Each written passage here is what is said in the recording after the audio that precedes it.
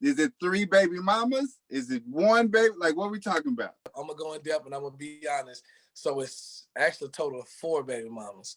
My wife being the one. Okay.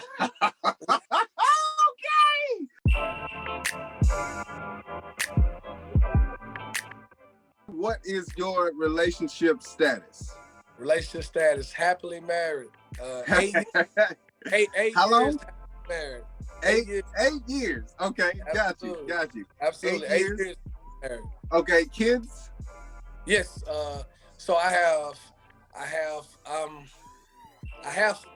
a total of 8 kids, but I've actually fathered 4 of those kids. So I'll tell you my story. I married into 4 kids. My wife, okay. She married. She had 4 kids from her ex-husband, and I had 3 from my prior relationship. And me and my wife, we have a beautiful 9-year-old daughter together. Okay. Yes, sir. Okay. Boom. Okay. Yeah. So okay. So you met your wife with how many kids you had? So my wife had 4 kids prior to meeting from her ex-husband. Got you. And then you had at the time how many? I had 3. You had 3 kids. Okay, so before that, we're gonna go backwards. The 3 kids, which means, is it 3 baby mamas? Is it 1 baby? Like, what are we talking about? You know, it's funny you ask that because people never ask me to go in depth, right? They never go in depth. I'm gonna go in depth and I'm gonna be honest. So it's actually a total of 4 baby mamas. My wife being the one. Okay. Go in depth. So I'm gonna go in depth. So it's 3 baby mamas with my wife being the 4th one. Okay, so first of all, what happened? Like, Brandon, like what's happening, son? You had your first kid when you were how old? I was 18. I was 18 when I had my first one. Right? Okay, so I wasn't out here being Mr. McLovin, like in the streets, right? So 2 of those women came from high school sweethearts, right? Okay. So two of those children came from high school, and one of them, another one of my children came from my ex-wife because I was married, you know. Okay. And then the one I have now. So got you. Okay. 4. Yeah. Got you. Okay. Okay. One night stand here, one night stand there. So they all came from relationships. Got you. Okay. Right, okay. Right, but I mean, it's safe to say, we can be honest. The one at 18 was the oops. That was like it was absolutely. Oops. Okay. Got you. 18. Yeah. You know what? That was the man that's skipping school. Let's go to my mama's house for, you know what I mean? So that's right. You supposed to be in algebra, and you and somebody else be married, right? You know what? You know what? I was actually, it was a little deeper than that. I was skipping football practice to go do the juju. See there, man. You supposed to be doing push-ups and sprints, sir. You feel me? You sprinting off into the. Come on, man. Right. You're in the wrong end zone. You're in the wrong end zone, sir. I'm doing up downs or something else. You know what I mean? Okay, relationships and then marriage. So we can even get off into that. Where you got married at how old? I got married at we've been married 8 years. 30. I got married at 30.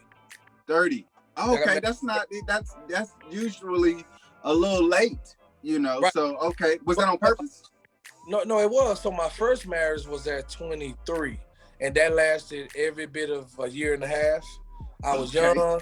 Right, I was young. I was unaware of how to, you know, be a husband at that time. Right. Right. So that lasted just as quick as it started, and then I had a couple years of downtime to kind of, you know, see the world and kind of interact with different women. And man, I bumped into my beautiful wife. Man, we met on Facebook, and the rest is history. Got you. Okay, so the first marriage being like a year, is that you realized you weren't ready? You realized that you two weren't good together? Like, what was the situation like? Man, hey, Chris, I love your dialogue. I love it. It was a little bit of all of that, bro. I understood that we weren't good together. Yeah. And I also understood that, you know, I wasn't ready. I was young. I was 23. You know what I mean? I was I was still getting a lot of attention from other different women, Right. and mentally I wasn't there. I wasn't where I Yeah. should be. So I was like, you know what, this ain't where we need to be. We both kind of mutually agreed that, hey, we need to go our separate ways. Yeah. Okay. And we had a handsome son that's almost 16 now, man. So we had that child together, and we're doing a great job of co-parenting right now, man. And, again, I don't. That was a learning experience. That's how I look at it. And that marriage made me, it made me who I am for my current marriage, man. Got you. Okay. So the downtime between, you got married 23, lasted a year. So from 24 to, 30, what types of things did you personally work on as a man, as in dealing with other women? Because I'm sure it taught you a lot. Of course, it always teaches you. The exes always teach us, either what we did wrong or what we don't want. Right. So what was that journey like, with you noticing, okay, maybe I need to change some things about myself or how I look at women and all that kind of stuff? Right. You know what, man? What happened was I took that time off, those years off, man, to really just kind of see the world, right? From a single man's point of view. I took that time to really, date and get to, get a clear understanding on what I wanted, what I was looking for in a wife. Right. So I dated multiple women, I went on multiple dates, until I kind of built my own, woman that I was looking for. Right. So I kind of took a little bit of this. I took a little bit of that. So from all those different experiences, dealing with those different women, it brought me to the woman I'm with right now. So that's pretty much what I did, man. I don't feel comfortable with saying it, but I was out there, sowing my roots. Yeah. Again, I don't feel comfortable with saying that, but I was.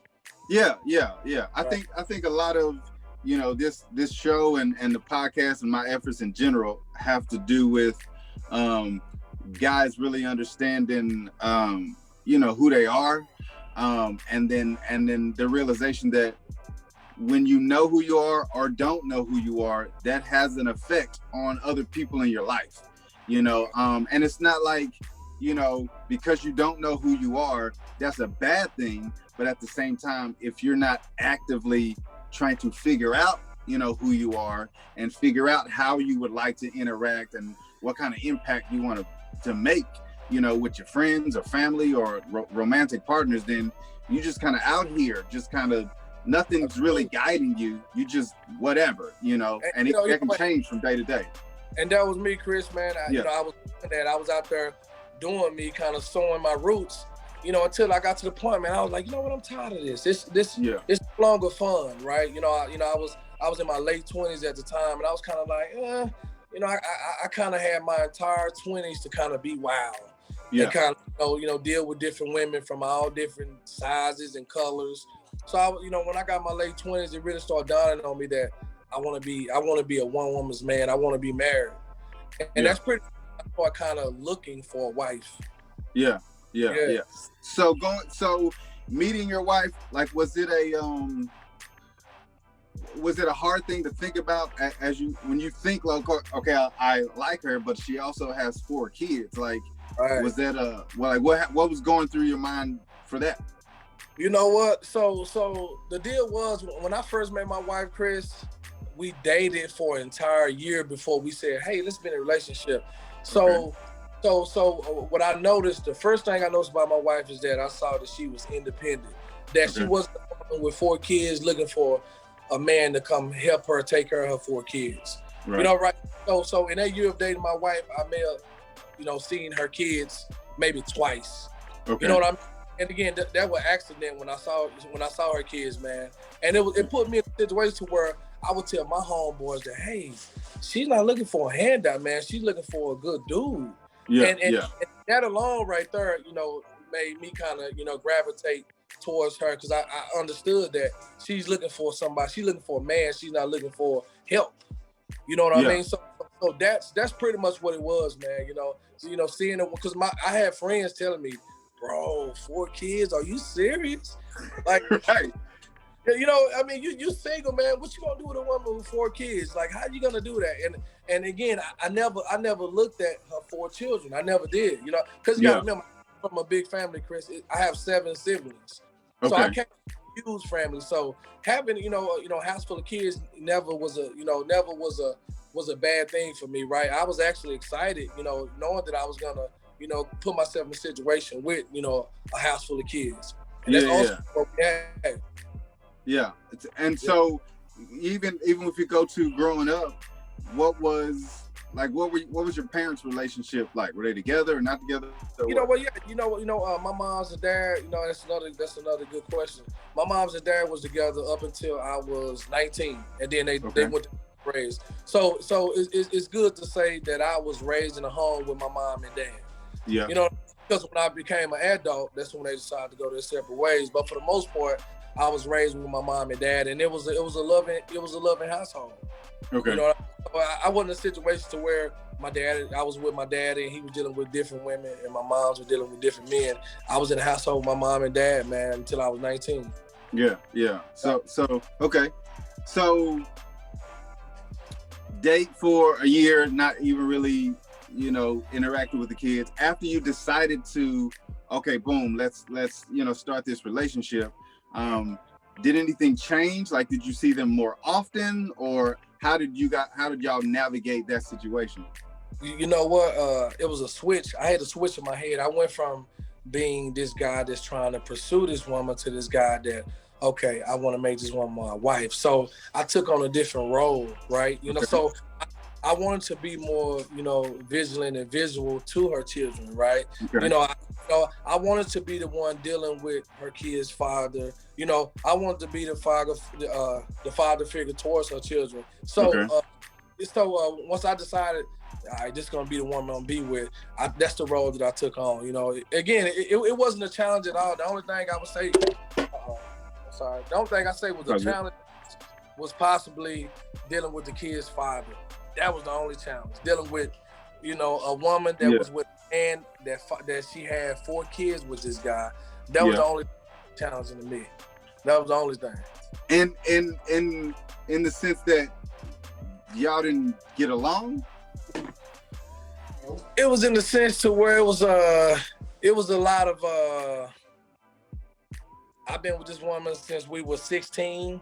Right. And we got 4 kids together, and you just a new. You know what I mean? You the new guy. So it's kind of one of those things until I realized that you're really the guy she want to be with, I'm going to be a butthole. And that's pretty much what I dealt with for the first, I'm going to say 4 years of me and my wife's relationship. I dealt with that for 4 years, man. And I withstood that storm, throughout that entire time, man. Yeah. Yeah.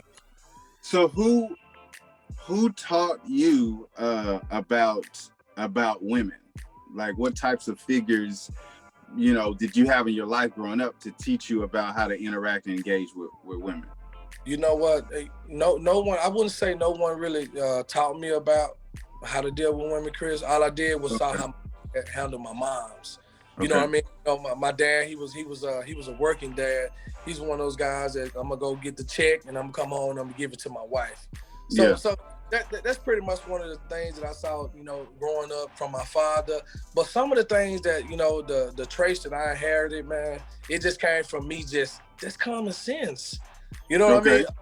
A lot of it came from common sense. It didn't come from, something that I saw, but, it came from just common sense, knowing this is the right thing to do. And that's pretty much, why I took on the road of wanting to be a father figure to my wife's kids, because I knew it was the right thing to do. Right. Okay.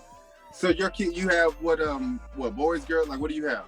So I have the 3 that you have from the previous relationship. It was 2 boys, 1 girl. So my daughter Brandy, she's 21. Okay. I have a son that's in college. He is 19, and I have a 15-year-old, almost 16-year-old son.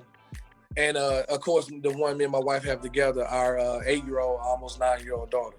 Okay. Yep. And then your wife, from her relationship, what are those kids? She has 2 boys, 2 girls. Okay. Right. So what I want to say that it's different raising kids single as opposed to raising kids married. But I don't know. I'll ask you. Like, was it different? Was it the same? Like, what we talking about? As far as being the stepfather to her kids? As far as being single and then also being a stepfather as well. Yeah. You know what? It was it went from being fun, because when you're the boyfriend, right, it's fun, right? You just like you. You know what I mean? You just want the kids to like you. You get money, you take them on trips.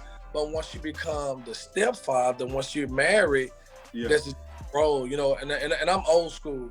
So I'm treat you like I treat mine. You know what I mean? I'm not gonna treat you no different. It's the redhead stepchild, that didn't go in my household. Yeah. I treat my wife's children like they were my children. I spoke to them like they were my children. So at times they didn't like it, you know, and you know, now that they're older, they kind of understand that's why he was saying that. But you know, for the most part, I will honestly say it's very challenging. It was a struggle, and honestly, if I can be honest with you, Chris, to this day, you know, I'm still working on, you know, our relationship because of, you know, the way I was with our children when they were younger. You know, I was a strict stepdad. You know, I want that stepdad. Do what you want to do. You want this? I give you that. You know, no, I was on her kids like they were mine. So that's pretty much, you know, why, you know, I'm still dealing. Me and her kids are still kind of working with our relationship to this day. What do y'all argue about the most? Oh, it's funny. She's listening. She's right here, Chris. You know, I figured that like 10 minutes ago. I was like, she's probably behind this camera. She's probably behind the phone. But you know, I deal with all the other precautions after we get done with this conversation. Don't you ever tell nobody that I...